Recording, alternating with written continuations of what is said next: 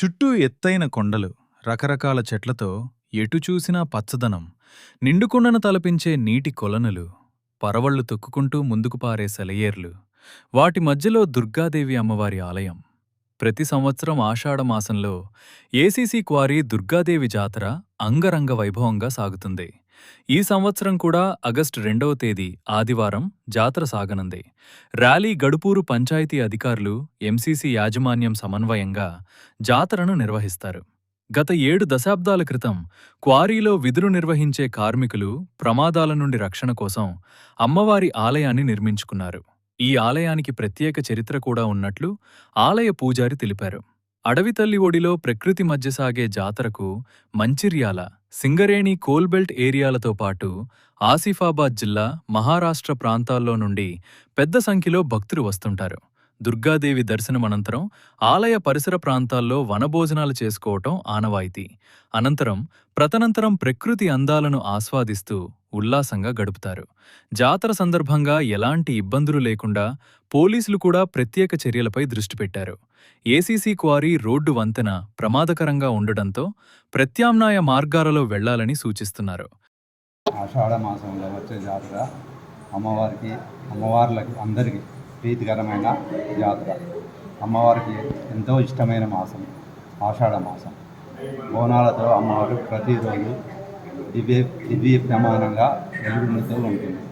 అమ్మవారికి హారతులతోటి మహారతి, మహాభిషేకాలు ప్రతిరోజు. అమ్మవారు చాలా సంతోషంగా విరాజిల్లుతుంది. ఆషాఢ మాసంలో వచ్చే జాతర అమ్మవారి ప్రాముఖ్యత.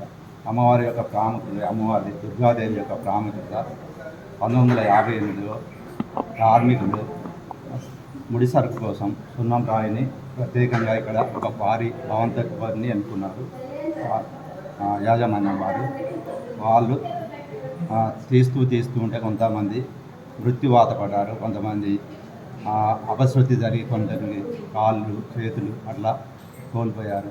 దీని ప్రభావంతో పక్కనే ఉన్న సింగరేణి వాళ్ళు, పక్కనే ఉన్న గాంధారి మైసమ్మను వాళ్ళు నమ్ముకొని కొలుస్తూ ఉంటే వాళ్ళందరూ కొలుస్తూ ఉన్నారు. కార్మికులు వాళ్ళకి శుభం జరుగుతుంది, వాళ్ళకి అపమృత్యువు ఏం జరగలేదు. అమ్మవారిని నమ్ముకున్న కానీ మనం ఎందుకు నమ్ముకోకూడదు అమ్మవారిని అని వీరు గాంధారి మైసమ్మను అట్లా నమ్ముకొని ఒక రాయిని తీసుకొచ్చి భగవంత గోరి దగ్గర పెట్టి 1 సంవత్సరం 2 సంవత్సరాలు అట్లనే పూజలు జరుపుతూ ఉన్నారు. అందులో ఒక సుంచు బుచ్చన్న అనే కార్మికుని అమ్మవారు కళలో వచ్చి, ఇక్కడ అమ్మవారిని నేను కొలువైందన్నాను, ఇక్కడనే మీరు నన్ను గమనిస్తలేదు, ఈ పక్కనే ఉన్నా నేను, మరి అందుకోసం ఇవన్నీ ఆటంకాలు జరుగుతున్నాయి, నన్ను ఎందుకు కొలుస్తలేరని అమ్మవారి కళలో వస్తే వీళ్ళు అన్వేషణ చేశారు. 1 నెల 2 నెలలు అట్లా అన్వేషణ చేస్తే అమ్మవారు ఈ ప్రదేశంలో ఒక పుట్ట ఉండేది, ఒక రావి చెట్టు ఉండేది. ఆ రావి చెట్టు పుట్టల నుంచి అమ్మవారు చిన్న అక్కడ ప్రమిద పంచలోహాలతోటి అమ్మవారు వారికి కనిపించింది. ఆ రోజు నుంచి వాళ్ళు అమ్మవారిని ఇక్కడ ప్రతిష్ఠ చేయాలని 1979లో అమ్మవారిని ఒకటే రోజు ఇక్కడ రామడుగు పోయి అక్కడ అమ్మవారిని తీసుకొచ్చి అదే రోజు అమ్మవారిని ఇక్కడ ప్రతిష్ఠ చేసి అదే రోజు సికింద్రాబాద్ మహాకాళి జాతర అదే రోజు కాబట్టి ముహూర్తం అదే కాబట్టి అదే రోజు ముహూర్తానికి ఈ అమ్మవారి జాతర కూడా కంటిన్యూగా ఎన్ని సంవత్సరాల నుంచి జరుపుకుంటూ వస్తున్నారు. ప్రస్తుతానికి ఇప్పుడు ఏసీసీ యాజమాన్యం ఉన్నప్పుడు వాళ్ళ ఆధ్వర్యంలో మంచిగా జరిగింది. ప్రస్తుతానికి ఇప్పుడు ఎన్సీసీ వాళ్ళు కూడా వాళ్ళ ఆధ్వర్యంలో కూడా చాలా బాగా చేస్తున్నారు. భక్తులకు ఎవరు ఏర్పాట్లు చేస్తున్నారు? గ్రామ పంచాయతీ లేకపోతే ఏసీసీ యాజమాన్యం వాళ్ళు, ఎంసీసీ యాజమాన్యం వాళ్ళు. ప్రజెంట్ యాజమాన్యం లేదు కదా, ఇక్కడ ఉన్నారు వాళ్ళు, ప్రజెంట్గా ఇప్పుడు ఉన్నారు, యాజమాన్యం వాళ్ళు ఉన్నారు. కంపెనీ నడుస్తలేదు కానీ యాజమాన్యం వాళ్ళు భుజాల మీద ఇదంతా ఇవన్నీ పనులన్నీ చేపిస్తూ ఉంటారు.